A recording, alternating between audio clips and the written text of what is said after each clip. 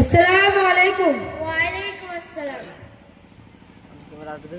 আউযু বিল্লাহি মিনাশ শাইতানির রাজীম।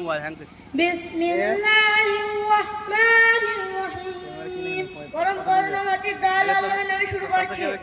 ইযা জাআ নাসরুল্লাহি ওয়াল ফাত। যখন আল্লাহর সাহায্য বিজয় আসবে, ওয়া রাআইতান নাসা ইয়াদখুলুনা ফি দীনিল্লাহি আফওয়াজা। এবং তুমি দেখবে মানুষটা দলে দলে আল্লাহর দ্বীনে প্রবেশ করছে।